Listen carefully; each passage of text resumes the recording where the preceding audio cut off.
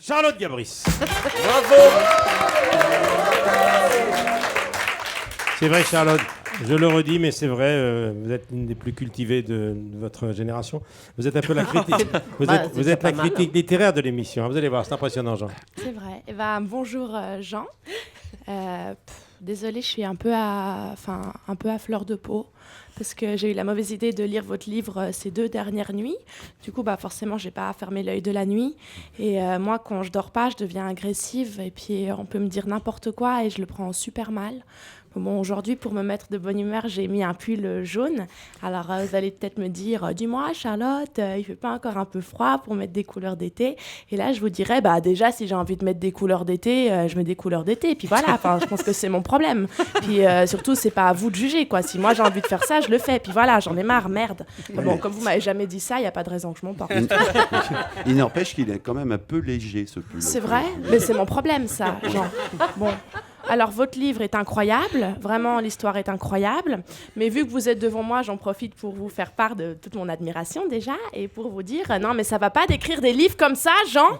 Alors oui, il est bien, ce livre. Il est même très bien, mais c'est quand même l'histoire d'une jeune fille qui empoisonne gentiment tous les gens qui se mettent sur son passage. Maintenant, dès que je mange un truc, je suis parano. La dernière fois, j'étais au resto, j'appelle le responsable et je lui dis, tenez, goûtez. Vous trouvez qu'il a un goût bizarre, ce steak? Il est bizarre quand même. Et là, il m'a répondu, vous savez, madame, ici, on est chez Quick. Ce qui serait bizarre, c'est qu'il n'ait pas un goût bizarre. C'est vrai que là-bas, j'ai vu un mec ramener un steak parce qu'il avait un goût de steak. Le manager lui a dit, désolé monsieur, c'est une erreur regrettable. Soyez sûr que ça ne se reproduira plus. Bon, après, c'est dommage qu'à l'époque de Top Chef, ça n'existait pas encore. Ça aurait pu être marrant. J'imagine Thierry Marx et Cyril Lignac. Alors, Fleur de Tonnerre, c'est pas mal ce que vous nous avez cuisiné là. Les cuissons sont bonnes, c'est bien assaisonné et... Bon le jury est mort, Fleur de Tonnerre, vous avez gagné l'immunité, vous allez directement en finale de Top Chef, bravo à vous, En même temps, je me mets à la place 5 minutes à sa place à Fleur de Tonnerre. C'est vrai qu'elle et moi, on a des points en commun, parce que moi, je cuisine tellement mal qu'à chaque fois que je prépare un plat, je termine en garde à vue, tentative d'empoisonnement. La dernière fois, mon mec a directement versé son assiette dans la gamelle du chien, et c'est le chien qui a amené sa gamelle lui-même chez les flics pour porter plainte. Il y a une fois où j'ai voulu empoisonner mon mec volontairement, j'avoue, j'étais un peu énervée. J'étais allée acheter un kebab et j'avais mis du barbiturique dedans.